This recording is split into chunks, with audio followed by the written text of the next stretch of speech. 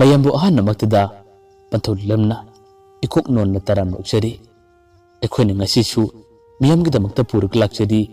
ekhona thajarak puwarida aina bu hero already kunito subatangka ngasigi kunito subatangka asidana warisine kariba hairiba kari irba habada mayam punamagna warisi taraga amu khangminarasi hojik tabirasi ekhona pujarak puwarida aina bu hero already kunito subatangka mathangi no ngalakpada jimisu masakara nungaire makhoi anidi nongbagi nuksinaba sum helai saunaba habase makhoi anidi kaidno khangde jimina rimabu yamaluna khalle mana khaliba asigum rimana su magi nupa jimibu isorumni khanjai pakhang sa oringe matamdagi yum palalba matam asidana henna makhoi anida nuksinabagi sangsu yamna hele thabak tawre haduna napal kaba pongthok choktok pasu rimada kari matalaite yumna tori baduga chamanana rimana makhoi na kwata dalai batara basu magi nupagi damak seba tauba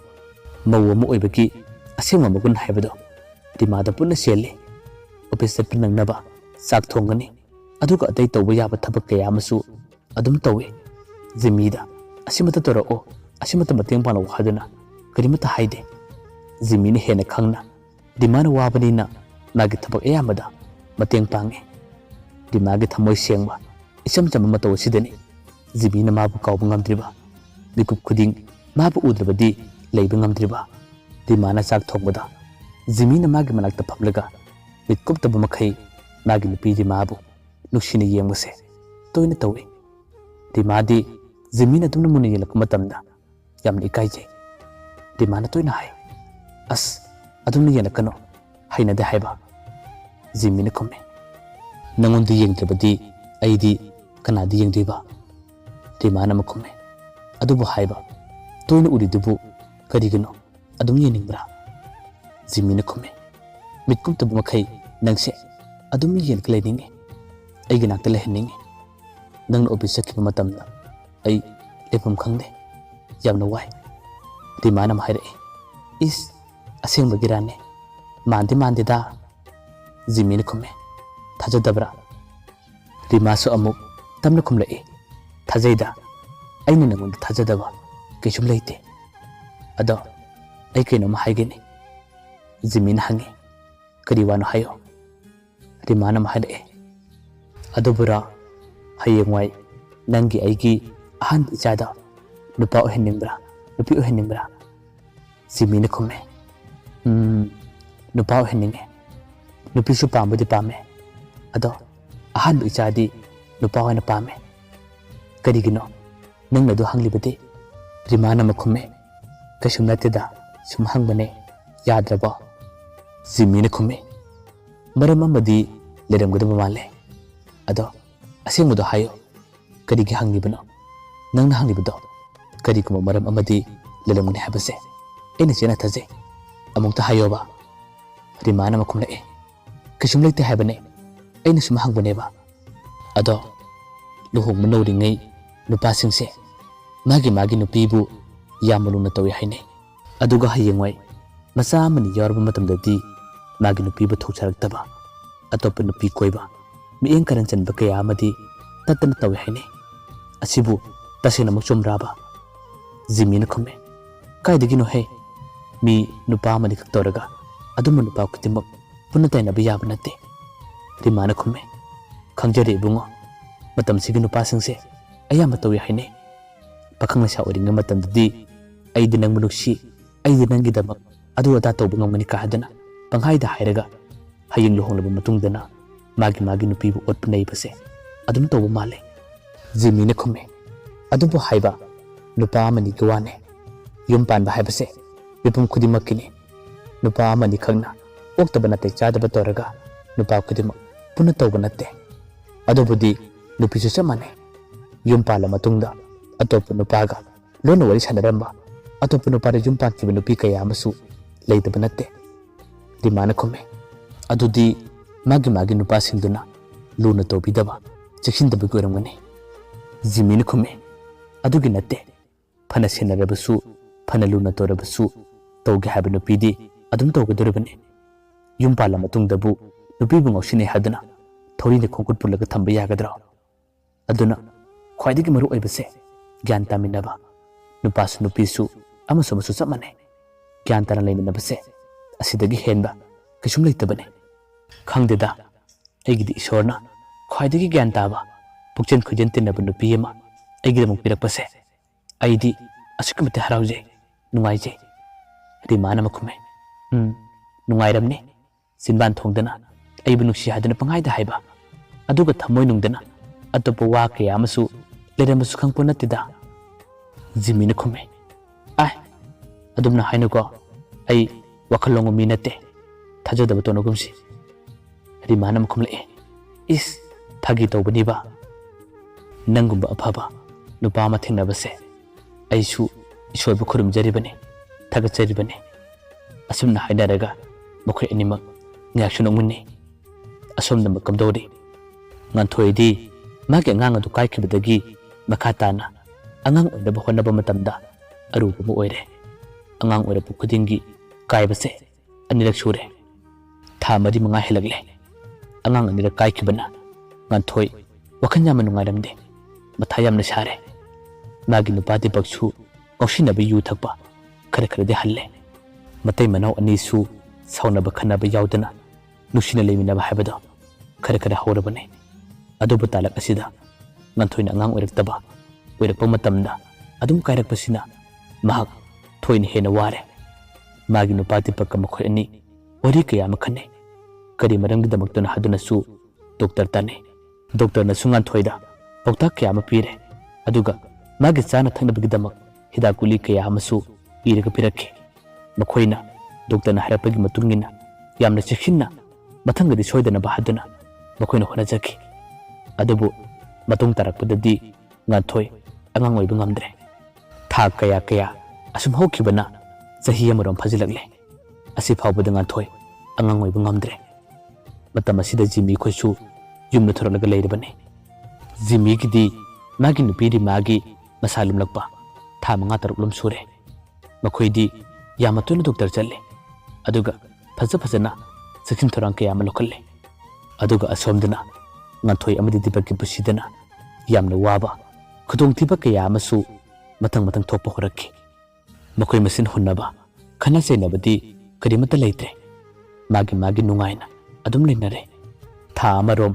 ꯖꯤꯃꯤ ꯑꯃꯗꯤ ꯔꯤꯃꯥ ꯃꯃꯥꯈꯣꯏꯒ ꯄꯨꯟꯅ ꯅꯨꯡꯁꯤꯅ ꯂꯩꯃꯤꯟꯅꯔꯝꯃꯦ꯫ ꯑꯗꯨꯒ ꯑꯃꯨꯛ ꯃꯥꯒꯤ ꯅꯨꯄꯤꯒꯤ ꯊꯕꯛꯀꯤ ꯁꯨꯇꯤ ꯃꯇꯝ ꯂꯣꯏꯕꯗꯒꯤ ꯃꯈꯣꯏ ꯑꯅꯤ ꯄꯨꯟꯅ ꯃꯥꯒꯤ ꯅꯨꯄꯤꯒꯤ ꯊꯕꯛ ꯃꯐꯝꯗ ꯑꯃꯨꯛ ꯆꯠꯈꯤ꯫ ꯑꯁꯣꯝꯗ ꯗꯤꯄꯛ ꯑꯃꯗꯤ ꯉꯥꯟꯊꯣꯏꯒꯤ ꯄꯨꯟꯁꯤꯗ ꯀꯔꯤ ꯊꯣꯛꯍꯧꯔꯤ? ꯗꯤꯄꯛ ꯅꯤꯡꯕ ꯀꯥꯏꯔꯦ꯫ ꯃꯥꯒꯤ ꯅꯨꯄꯤꯅ ꯃꯆꯥ ꯑꯣꯏꯕ ꯉꯝꯗꯕ, ꯃꯃꯥꯈꯣꯏꯅꯁꯨ ꯃꯃꯧ ꯅꯨꯄꯤꯗ ꯍꯥꯏꯕ ꯉꯝꯗꯕꯅꯤꯅ ꯗꯤꯄꯛꯇ ꯂꯣꯟꯅ ꯀꯔꯤ ꯇꯧꯁꯤꯒꯦ, ꯏꯃꯧꯁꯦ ꯑꯉꯥꯡ ꯑꯣꯏꯗ꯭ꯔꯦ, ꯑꯗꯨꯅ ꯀꯔꯤ ꯇꯧꯁꯤꯒꯦ ꯍꯥꯏꯗꯨꯅ ꯋꯥꯔꯤ ꯀꯌꯥ ꯑꯃ ꯈꯟꯅ ꯅꯩꯅꯕꯗꯨꯅ ꯗꯤꯄꯛ ꯀꯣꯛꯁꯤ ꯄꯨꯕ ꯉꯝꯗ꯭ꯔꯦ꯫ ꯃꯥꯅ ꯉꯥꯎꯁꯤꯟꯅꯔꯤꯉꯩ, ꯑꯣꯛꯇꯕ ꯊꯕꯛ ꯇꯧꯔꯤꯉꯩ ꯃꯇꯝꯗ ꯃꯥꯒꯤ ꯅꯨꯄꯤ ꯉꯥꯟꯊꯣꯏꯕꯨ ꯑꯣꯠꯄꯤꯈꯤꯕ, ꯐꯨꯕꯤ ꯅꯩꯕꯤꯈꯤꯕ ꯀꯌꯥ ꯑꯗꯨꯕꯨ ꯅꯤꯡꯁꯤꯡꯂꯒ ꯗꯤꯄꯛ ꯋꯥꯈꯜ ꯅꯨꯡꯉꯥꯏꯕ ꯅꯠꯇꯦ꯫ ꯉꯁꯤꯃꯛ ꯉꯥꯟꯊꯣꯏꯅ ꯃꯌꯦꯡ ꯇꯥꯔꯤꯕ, ꯑꯉꯥꯡ ꯑꯣꯏꯕ ꯉꯝꯗ꯭ꯔꯤꯕ, ꯃꯥꯅ ꯐꯤꯕꯝ ꯀꯥꯏꯅ ꯂꯩꯔꯤꯕ ꯀꯌꯥ ꯑꯁꯦ ꯑꯩꯅ ꯃꯥꯕꯨ ꯅꯩꯕꯤꯈꯤꯕ, ꯑꯩꯅ ꯃꯉꯣꯟꯗ ꯇꯧꯈꯤꯕ ꯀꯌꯥ ꯑꯗꯨꯅꯅꯦ ꯍꯥꯏꯗꯨꯅ ꯗꯤꯄꯛꯅ ꯈꯜꯂꯛꯄ ꯃꯇꯝꯗ ꯃꯥꯒꯤ ꯅꯨꯄꯤ ꯉꯥꯟꯊꯣꯏꯕꯨ ꯌꯥꯝꯅ ꯅꯨꯡꯁꯤꯔꯝꯃꯤ꯫ ꯃꯃꯥꯈꯣꯏꯅꯗꯤ ꯏꯃꯧꯁꯨ ꯂꯩꯁꯅꯨ, ꯑꯗꯨꯒ ꯅꯪꯁꯨ ꯁꯥꯒꯩ ꯃꯨꯠꯇꯅꯕ ꯑꯇꯣꯞꯄ ꯅꯨꯄꯤ ꯑꯃ ꯊꯤꯅꯕ ꯇꯧꯁꯤ ꯍꯥꯏꯗꯨꯅ ꯗꯤꯄꯛꯀ ꯇꯣꯏꯅ ꯍꯥꯏꯔꯝꯃꯤ꯫ ꯗꯤꯄꯛꯇꯤ ꯃꯃꯥꯈꯣꯏꯅ ꯐꯅ ꯍꯥꯏꯔꯕꯁꯨ ꯉꯥꯟꯊꯣꯏꯕꯨ ꯅꯨꯡꯁꯤꯔꯛꯄꯅ ꯃꯃꯥꯈꯣꯏꯅ ꯍꯥꯏꯔꯤꯕ ꯋꯥꯗꯣ ꯀꯩꯗꯧꯅꯨꯡꯗ ꯌꯥꯈꯤꯗꯦ꯫ ꯃꯥꯒꯤ ꯅꯨꯄꯤ ꯉꯥꯟꯊꯣꯏꯗꯁꯨ ꯃꯃꯥꯈꯣꯏꯅ ꯍꯥꯏꯔꯤꯕ, ꯁꯥꯔꯤꯕꯁꯤꯡ ꯑꯁꯤꯒꯤ ꯃꯔꯝꯗꯁꯨ ꯀꯔꯤꯃꯠꯇ ꯍꯥꯏꯕ ꯇꯝꯕ ꯂꯩꯇꯦ꯫ ꯅꯨꯃꯤꯗꯥꯡꯒꯤ ꯃꯇꯝꯗ ꯉꯥꯟꯊꯣꯏꯅ ꯇꯨꯝꯂꯤꯉꯩ ꯃꯇꯝꯗꯁꯨ ꯗꯤꯄꯛꯅ ꯃꯥꯒꯤ ꯅꯨꯄꯤꯒꯤ ꯐꯃꯨꯡꯗ ꯐꯝꯂꯒ ꯉꯥꯟꯊꯣꯏꯅ ꯇꯨꯝꯂꯤꯕꯗꯣ ꯃꯀꯣꯛꯇ ꯅꯨꯡꯁꯤꯅ ꯅꯥꯟꯕꯤꯔꯒ ꯑꯗꯨꯝ ꯌꯦꯡꯉꯤ꯫ ꯇꯞꯅꯁꯨ ꯃꯥꯒꯤ ꯃꯆꯤꯟꯗꯒꯤ ꯁꯣꯜꯂꯦ, ꯑꯩꯅ ꯃꯔꯝ ꯑꯣꯏꯔꯒ ꯉꯁꯤꯗꯤ ꯅꯪꯁꯨ ꯌꯥꯝꯅ ꯋꯥꯔꯦ, ꯑꯗꯨꯕꯨ ꯑꯩ ꯅꯪꯕꯨꯗꯤ ꯅꯨꯡꯉꯥꯏꯅ ꯊꯝꯕꯤꯅꯤ꯫ ꯑꯁꯨꯝꯅꯗꯤ ꯗꯤꯄꯛꯅ ꯃꯥꯒꯤ ꯃꯆꯤꯟꯗꯒꯤ ꯁꯣꯟꯈꯤ꯫ ꯅꯨꯃꯤꯠꯇꯨꯒꯤ ꯃꯇꯨꯡ ꯃꯇꯝ ꯀꯌꯥ ꯑꯗꯨꯝ ꯍꯧꯈꯤ꯫ ꯃꯃꯥꯈꯣꯏꯅ ꯇꯣꯏꯅ ꯍꯥꯏꯔꯛꯄꯗꯒꯤ ꯗꯤꯄꯛ ꯉꯁꯤꯗꯤ ꯉꯥꯟꯊꯣꯏꯕꯨꯗꯤ ꯂꯨꯅ ꯇꯧꯔꯒ ꯀꯅꯥ ꯑꯃꯠꯇ ꯈꯪꯍꯟꯗꯅ, ꯀꯅꯥ ꯇꯥꯍꯟꯗꯅ ꯂꯣꯟꯅ ꯅꯨꯄꯤ ꯀꯣꯏꯕ ꯍꯧꯔꯛꯈꯤ꯫ ꯉꯥꯟꯊꯣꯏꯁꯨ ꯑꯃꯨꯛ ꯀꯝꯗꯧꯔꯤ? ꯃꯇꯣꯝꯇ ꯂꯩꯕ ꯃꯇꯝꯗ wakan jajat khalakki kari kumba aina angang yaw kitaba tarabadi sagai se soidana mutlagani makhoi gidi nupa ni suba natte tamo matam tani aduna aina maram oraga sagai si mutatpadi ai pamde ai hoji kari togani hadana thajadaba wakhal kaya ama mon khalakki doctor ga tanaba yaba kaya ama tanai adubu karimata pambai leite oiba ngamdre soiribase magi nupadara natraga mangondara haibasu chap chana khangdre doctor nadi pokri anim amata soide hai asidane nganthoi hena sarang khoirang ne riba magi nupana atopa nupi lona koirabasu matam kyam kuina lolaga thamngam nong natraga nongmadi adum khalak patabane kon thangda magi nupana atopa nupi koi habase nganthoi pau tarakki mama khoina su atopa nupi thianingi angang yonabgi damak sagai simutanabgi damak asana pati pakta wari lona sai habase nganthoi pau tarakki nganthoi su yum palag lerebanina angang yawdaba habase masu nungairamde matang asidane nganthoi gi su yum masigi damak kaidana bahaduna lona pambai kya amathi barake mana thangjiliba mana chaliba lambi ase sum libra la libra haiba mahak masana khangre angang dabu yorabade haduna aron lambi yamadi nganthoi thi barake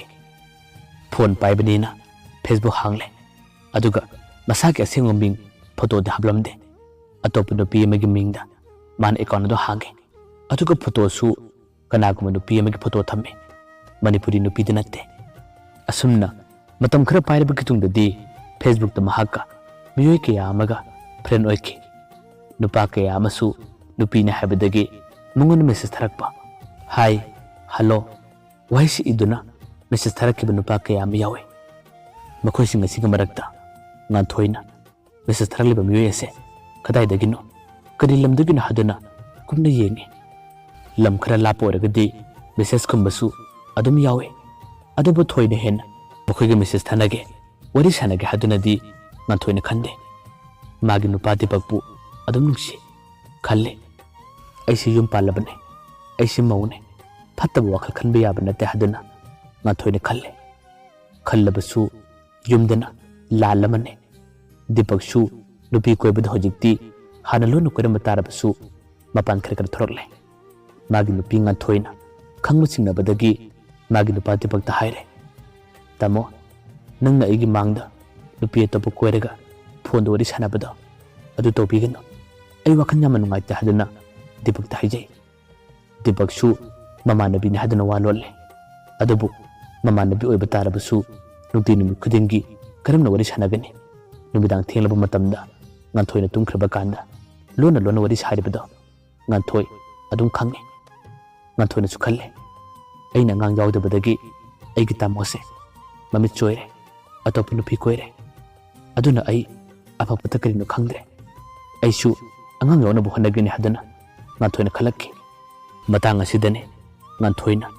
wakhal kari mata khantadana angang dabu yorabade hadana aran bil lambida khong thangilakkiba Facebook ta mahaka yamna toina message thanaba nupa makhle nupa ase pakhang masane masak matau phajai message thanabada yamna gyan tana phajana chinglemna thaba nupa ne gan thoina su nagatani matam yambada message thanariba mana Facebook paiba kedobadi magi nupa tipakdadi karimata khangan banatte tipakna thokibaga masu Facebook paibane hojikti matai manaw ani ase lambi tonga ne dipaksu nupi koiba challe aduga somna nga thosu amu baga Facebook ta nupa amaga lona message thane wari sane kona thangdadi nipa du nga thoida phone number piu harakki nga thoisu nupa tu da mage phone number du pire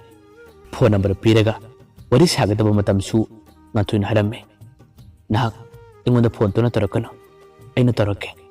aina tarakku matam doina akhoi ni wari sanase haduna ngan thoina haire nupa dasu ngan thoina haire ba khudimak punni yarame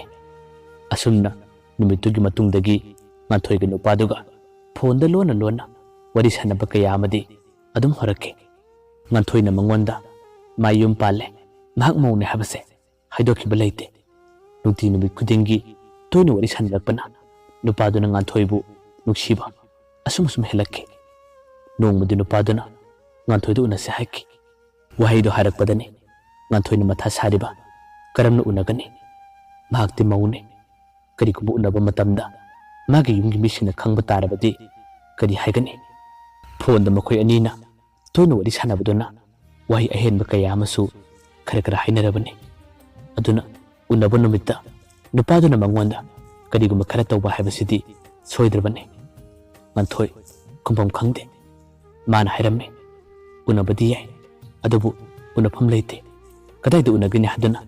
nupadu da hangi nupadu na mukhumlakki imana bamale makhoi gi yumdu unabu yarabadi nanga mukti lakpiyo ba adudu unase nganthoi na amu tamna wakal kantaraga kumme phare nangna haidubu wado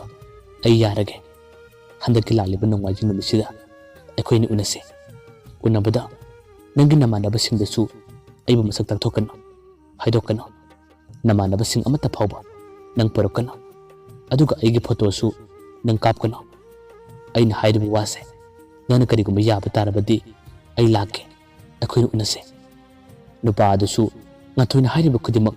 puni yare ai nangna haibu kudimak puni yagani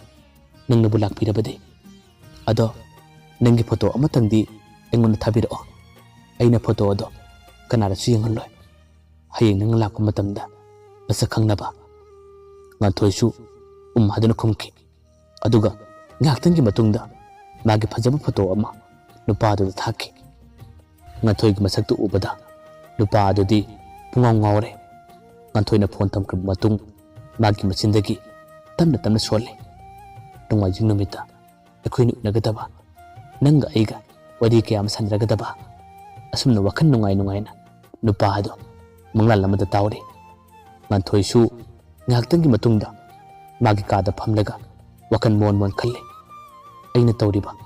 aina thangiliba khungthang asibu tasina mak chumra hayeng kari gumba